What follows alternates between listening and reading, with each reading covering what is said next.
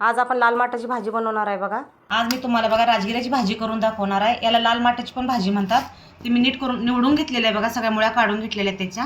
आता आपल्याला एकदम बारीक अशी कापून घ्यायची एकसारखी। अशा प्रकारे बघा आपल्याला कापून घ्यायची भाजी। यासाठी आपल्याला साहित्य लागणार आहे एक कांदा आणि एक लसणाचा गड्डा पण लागणार आहे। एकदम साधी सोपी झटपट होणारी रेसिपी आहे बघा ही।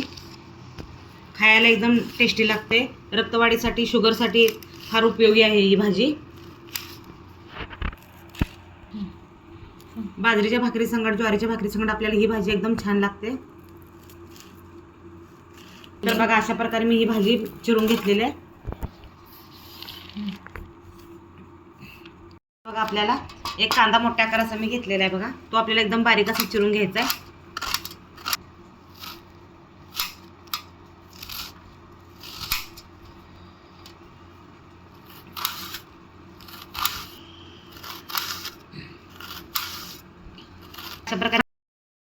अशा प्रकारे आपला कांदा बारीक चिरून झालेला आहे। आता आपल्याला फोडणी द्यायची आहे भाजीला। तर चला पाहूया भाजीला कशी फोडणी द्यायची आपण।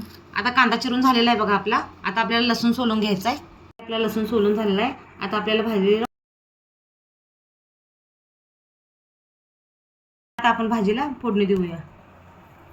मी फोडणीसाठी एक 2 ते 3 मिरच्या पण घेतलेल्या आहेत बघा। या मिरच्या मोडून घ्यायच्या आहेत। तेल ओतायचं आहे बघा। फोडणीसाठी तेल ओताले मी। थोडंसं जिरं टाकायचं आपल्याला। मिरच्या टाकल्या बघा।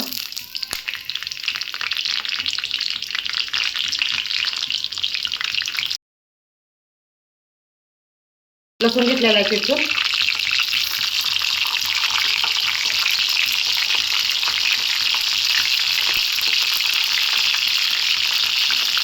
आता आपल्याला कांदा पण टाकून घ्यायचा बघा। लसूण मिरची चांगली भाजलेली आहे आपली, जिरं चांगलं तडतडलेलं आहे। कांदा टाकून घ्यायचा आपल्याला।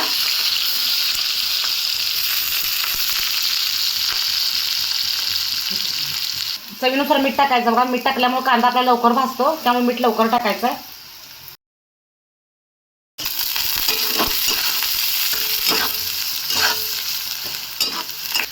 आता आपला कांदा चांगला भाजलेला आहे बघा तांबूस रंगावर। आता आपल्याला यामध्ये भाजी टाकून घ्यायची आहे। भाजी स्वच्छ धुवून घेतलेली आहे मी।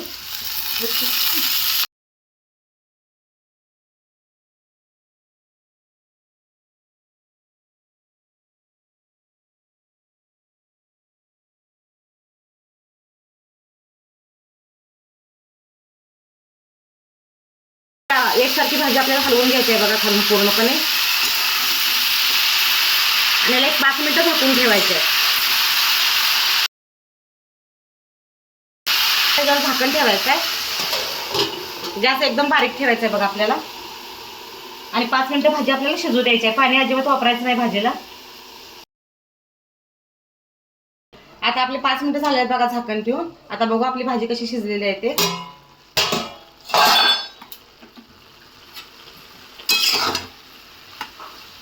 तर बघा अशा प्रकारे आपली भाजी तयार झालेली आहे लाल माठाची किंवा राजगिऱ्याची।